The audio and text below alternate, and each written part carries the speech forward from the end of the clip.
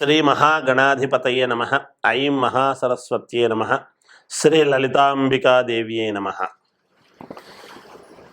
శని వక్రగతి అనేటువంటిది ఉన్నది.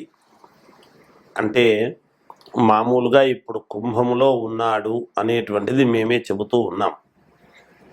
అయితే కుంభములో ఉంటూ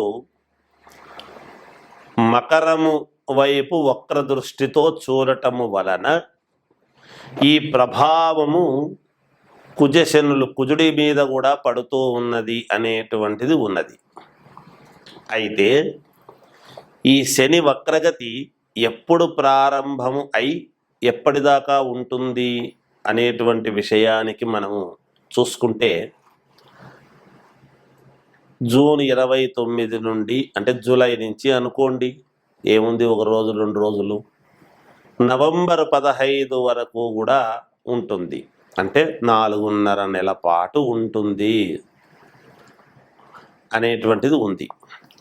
అయితే ఈ శని వక్ర దృష్టి కరెక్ట్గా ఎదురుగా చూడటము వేరు, వక్రముతో చూడటం అనేటువంటిది ఒకటి ఉంటుంది కదా. అలా చూసినప్పుడు ఈ 12 రాసుల వాళ్లకు కూడా ఎలా ఉండబోతుంది అనేటువంటి విషయానికి మనం ఇప్పుడు వస్తున్నాం. ఈ 12 రాసుల వాళ్లకు అసలు మేలేమిటి, చిన్నపాటి ఇబ్బందులు ఏమిటి అనేటువంటిది తెలుసుకుంటే దానికి సంబంధించినటువంటి విధి విధానాలు మీరు చూసుకోవడానికి మేలు జరుగుతుంది. వృశ్చిక రాశి వాళ్లకు శని వక్రగతిలో ఉండేటువంటి దాని వలన చాలా మంచి యోగవంతమైనటువంటి పరిణామాలు ఉన్నాయి. మీకు ధనము రావటము, తర్వాత వివాహాలు కావాల్సినటువంటి వాళ్లకు వివాహాలు కావటము, భూముల క్రయ విక్రయాలలో లాభము ఉంటుంది, నష్టము ఉంటుంది. జాగ్రత్త వహించండి. బాగుందన్నారు కదా అని మనకు పర్వాలేదులే అంటే కొంత నష్టము కూడా వచ్చే అవకాశం ఉంటుంది. ఎప్పుడైతే మనము సంతోషముతో ఉంటామో ఆ సంతోషంలో ఏముందిలే అని ఏదో ఒక పొరపాటు చేయడం సహజం. అందువల్ల ఆ పొరపాటు చేయకుండా జాగ్రత్త వహిస్తే మంచిది. కోర్టులో ఉండేటువంటి వివాదమైనటువంటివి ఏమైనా ఉన్నాయి అంటే అవి పరిష్కృతమైనటువంటి వ్యవహారముగా పరిష్కార మార్గం వైపు రావటము కూడా జరుగుతుంది గాక. అందుకని వృశ్చిక రాశి వాళ్లకు కూడా శని వక్రగతిలో ఉండేటువంటి దాని వలన చిన్నపాటి ఇబ్బందులు అనేటువంటివి ఉంటాయి సహజము, కానీ ఎక్కువ లాభదాయకముగానే ఉన్నదని తెలియజేస్తున్నాను. ఇక అన్ని రాసుల వాళ్ళు కూడా పరిహారము ఏమి చేసుకుంటే మంచిది శని వక్రదృష్టి వలన, అలాగే కుజుడి యొక్క ప్రభావం వలన అని గనక ఒక్కసారి మనము ఆలోచన చేసినట్టయితే మనము చేయాల్సింది ఏమిటి అంటే, షాపుల్లో నవధాన్యాలు దొరుకుతాయి. శక్తి తక్కువగా ఉండేటువంటి వాళ్ళు ఆ నవధాన్యాల ప్యాకెట్ తీసుకొని పోయి నవగ్రహాలు ప్రతి గ్రహాల చుట్టూ ప్రతి గ్రహము దగ్గర కొద్దిగా నవధాన్యాలు అన్నీ కూడా వేసి 9 ప్రదక్షిణలు కానీ 11 ప్రదక్షిణలు కానీ తిరగాలి. మరి ఇది 4.5 నెల ఉంటుంది కాబట్టి ఈ 4.5 నెల పాటు ప్రతి శనివారము తిరిగితే మంచిదే, యోగమే. అయితే మాకు పర్వాలేదు అని అనుకునేటువంటి వాళ్ళు నవగ్రహ హోమము చేసుకుంటే పుణ్యప్రదం ఒకటి.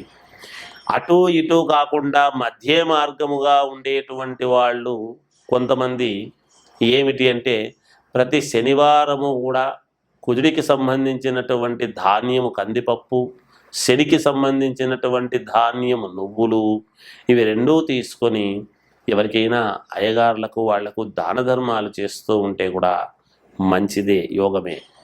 ఇక ఇంకా ఏమైనా ఉన్నాయా ఇవి చేసుకోవటానికి అని అనుకునేటువంటి వాళ్ళు ఈ రెండిటి యొక్క ప్రభావము పోవాలి అని గనక అనుకుంటే ఆంజనేయ స్వామిని ఎక్కువగా ఆరాధించండి, మేలు జరుగుతుంది.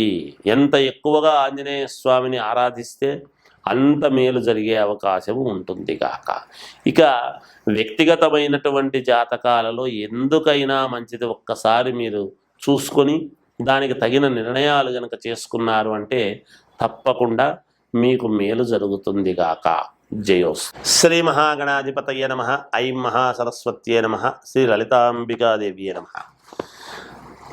మామూలుగా మన జాతకములో గ్రహాలు అనేటువంటివి లగ్న కుండలిలో ఉంటాయి. ఈ శని వక్ర దృష్టి, శని ఎందుకు ఇబ్బంది పెడతాడు, ఏలినాటి శని అన్నా, శని మహాదశ అన్నా, ఇలాంటివి ఉన్నప్పుడు శనేశ్వరుడు ఎందుకు మనకు ఇబ్బంది పెట్టడం అంటే ఆయా స్థానాలను బట్టి ఇబ్బంది పెడతాం. శని దేహపీడాకారకుడు అనేటువంటిది మనం గమనించాలి. ఆరోగ్యకారకుడు ఎప్పుడూ కూడా. అయితే మనకు పరిపూర్ణమైనటువంటి ఆరోగ్యాన్ని ఇవ్వవలసినటువంటిది ఆరోగ్యం భాస్కరాది చేతని సూర్యభగవానుడు ఇవ్వాలి. ఆ సూర్యభగవానుడికి కుమారుడు అయినటువంటి శని ఈ శనేశ్వరుడు. ఈ శనేశ్వరుడు ఏమిటి అంటే విపరీతమైనటువంటి శారీరకమైన శ్రమను పెట్టడం, దేహానికి విపరీతమైన శ్రమ పెడతాడు. ఆ శ్రమ పెట్టేటువంటి దాని వలన మనం శ్రమ పడింది మరి కష్టే ఫలి అన్నారు కదా. ఒక రకంగా మనకు మంచి చేయడానికే చూస్తాడు శని, కానీ కష్టపడి మానసికంగా బాగా ఇబ్బంది పడి చంద్రుడి యొక్క ప్రభావము చేత మనస్సుతో బాధపడి ఈ అన్ని గ్రహాలు కలిస్తేనే ఎప్పుడూ కూడా మనిషికి ఒక ఉన్నతత్వం అనేటువంటిది వస్తుంది. అందుకే కదా నవగ్రహాలన్నీ ఒకే పాడమట్టములో ఎలా అయితే ఉంటాయో ప్రతి మానవుడి యొక్క దీంట్లో కూడా లగ్న కుండల్లో ఎక్కడెక్కడ ఏమున్నాయి అనేటువంటిది మనం చూసుకుంటాం. దాంట్లో భావచక్రం ఏమిటి, ఆరుడ ఏమిటి, నవాంశ ఏమిటి, ఇంకోటి ఏమిటి అన్ని చాలా ఉన్నాయి, చూసుకుంటాం. ఏదానికి అది ఏమిటి, ఏం సంగతి అనేటువంటివి ఉన్నాయి.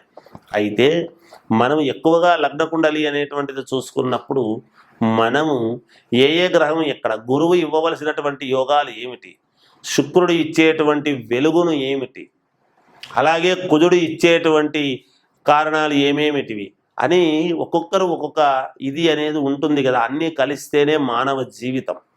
ఈ ఒడిదుడుకుల యొక్క జీవితమే మానవుడిది.